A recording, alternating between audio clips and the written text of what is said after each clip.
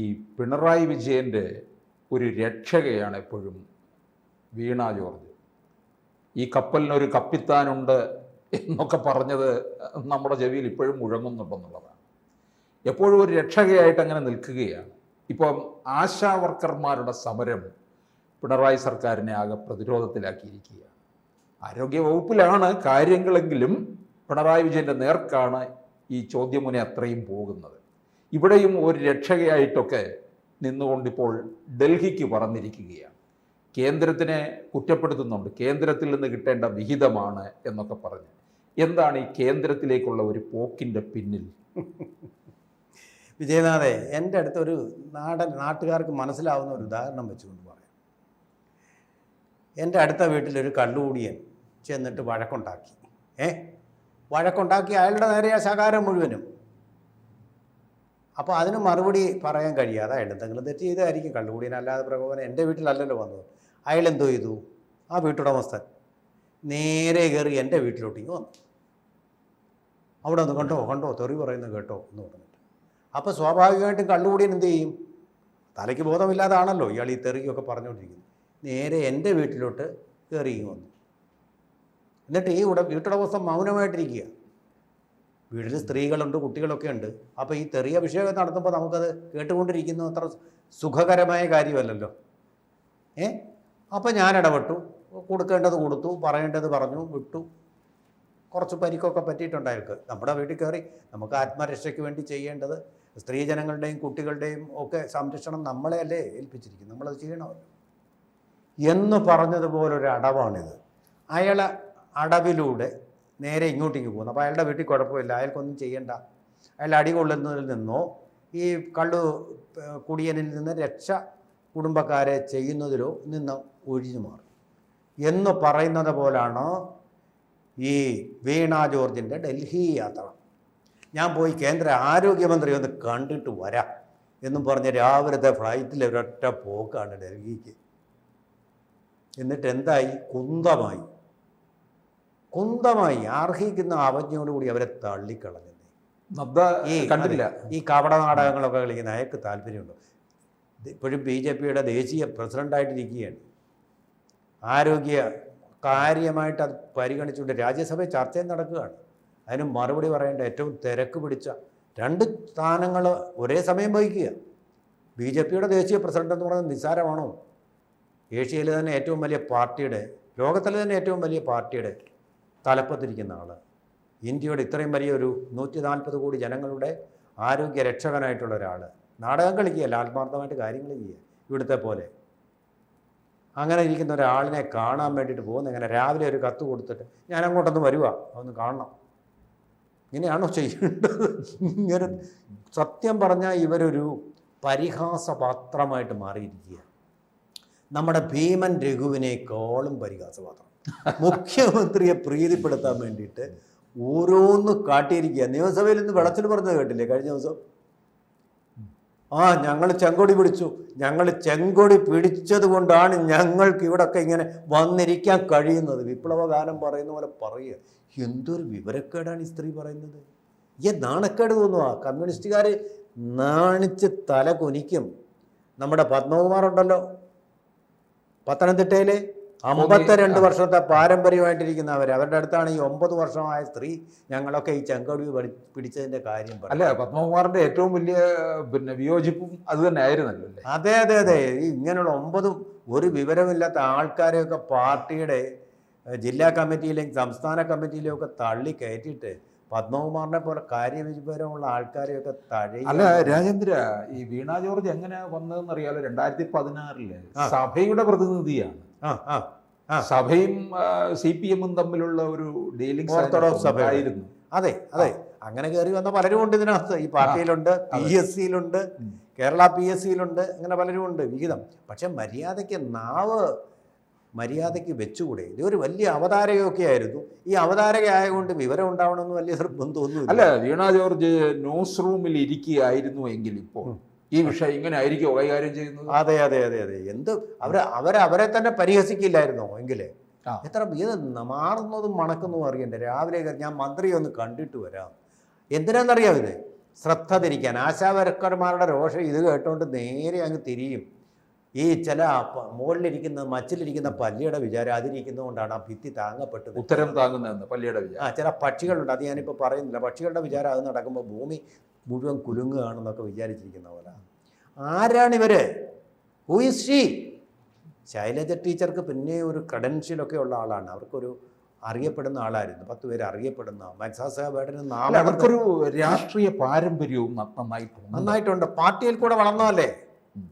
ഇത് ചുമ്മാ എങ്ങനെ ഇരിക്കും? കഥകളി പഠിച്ച ആൾ ഇത് കഥകളി അവതരിപ്പിക്കുന്നതും ഇന്നലെ കണ്ട സിനിമയിലെ ഡാൻസ് ഒരു കുറ്റം വന്ന് സിനിമാറ്റിക് ഡാൻസായിട്ട് അനുകരിക്കുക, അതുപോലൊരു സിനിമാറ്റിക് ഡാൻസാണ് ഇവർ മന്ത്രിപദത്തിൽ ഇരുന്നുകൊണ്ട് നടത്തുന്നത്.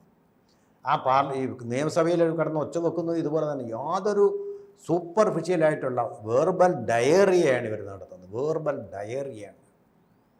ഒരു വാക്കുകൊണ്ടുള്ള പ്രയോഗങ്ങൾ, ആഴമില്ലാത്ത പ്രയോഗം. കമ്മ്യൂണിസ്റ്റുകാർ പഠിച്ചു പറയുന്നതും കേട്ടാൽ നമുക്കറിയാം. നമ്മൾ വിയോജിക്കുമ്പോൾ പോലും പിണറായി വിജയൻ പോലും ചില വാക്കുകൾ മോശമായിട്ടും മ്ലേച്ഛമായിട്ടും ഉപയോഗിക്കാറുണ്ടെങ്കിലും അതിനൊരു ഇരുത്തമുണ്ട്, കേൾക്കാനൊരു സുഖമുണ്ട്. EMS ആണ് അതിൽ ഏറ്റവും കൂടുതൽ.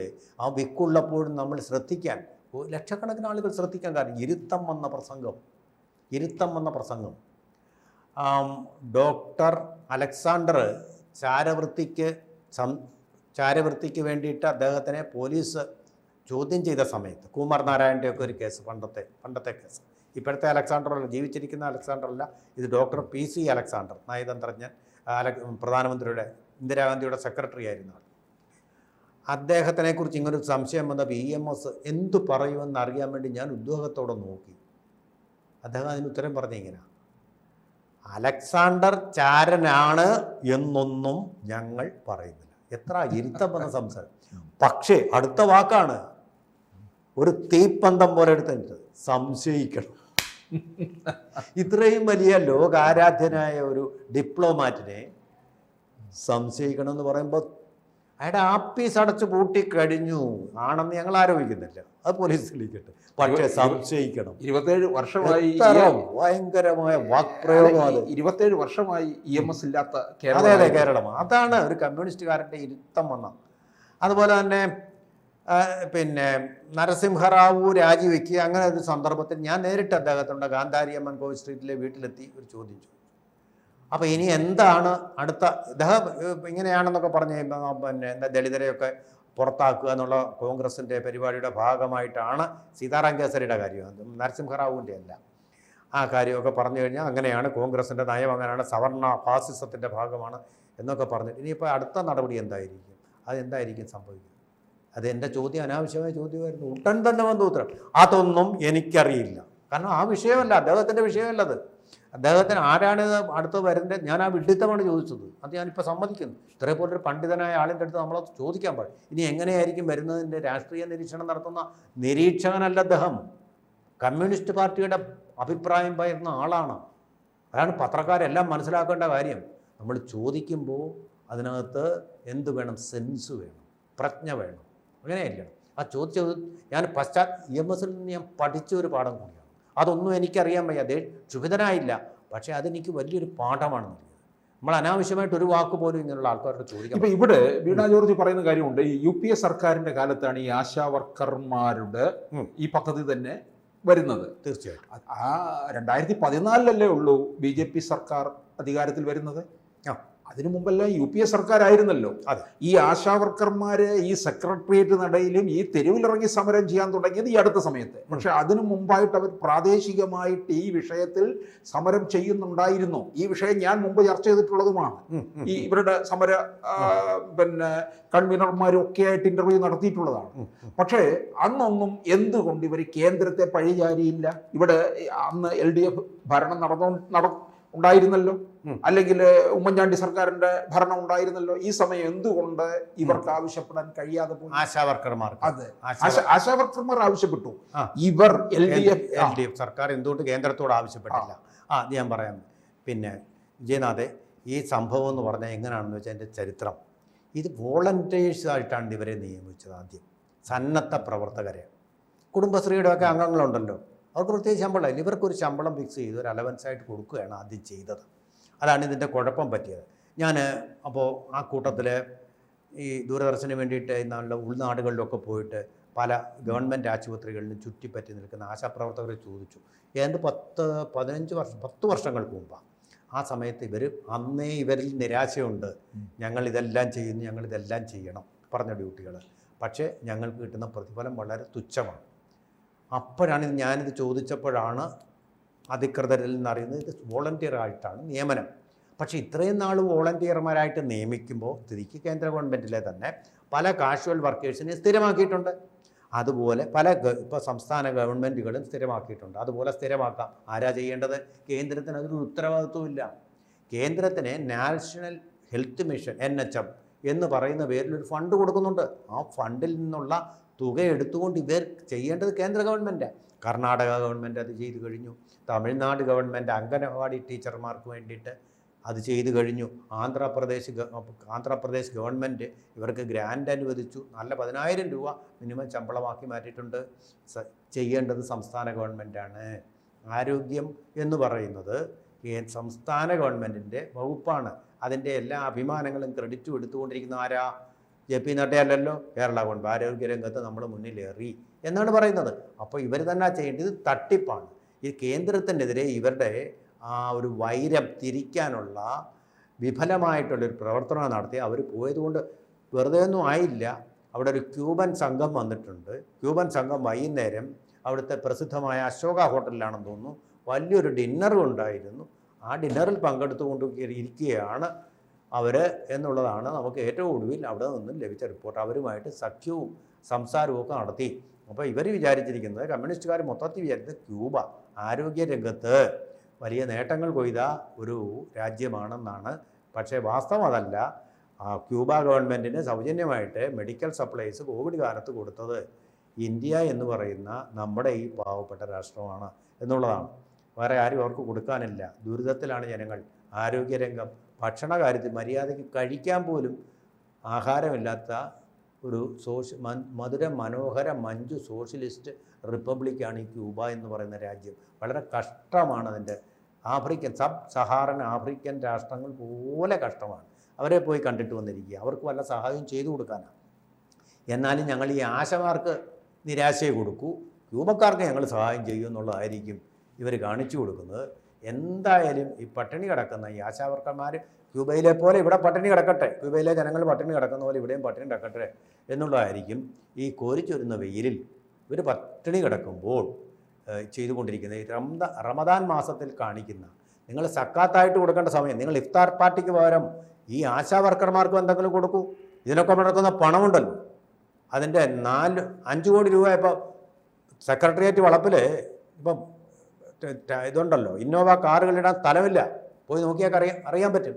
ഇനി വീണ്ടും കാറുകളെടുക്കാൻ 5 കോടി രൂപ അനുവദിച്ചിരിക്കുക. മൊത്തം ഒരു മാസം ഇവർ പറഞ്ഞ തുക കൊടുക്കാൻ യഥാർത്ഥത്തിൽ 21 കോടി രൂപ മതി. അത് ബജറ്റിൽ തന്നെ ഉണ്ട്. ഇങ്ങനെയുള്ളതിന് വേണ്ടി ഉപയോഗിക്കാനുള്ള വലിയൊരു തുക 321 കോടി രൂപ മാറ്റി വെച്ചിട്ടുണ്ട്. അതിൽ നിന്ന് എടുത്ത് കൊടുക്കാം. ഇതുമാ തട്ടിപ്പാ കേന്ദ്രത്തിൻ്റെ തലയെ കൊണ്ട് വെച്ച് കേന്ദ്രത്തിനെ ഡിസ്ക്രെഡിറ്റ് ചെയ്യാനുള്ള ശ്രമമാണ് നടത്തിയത്.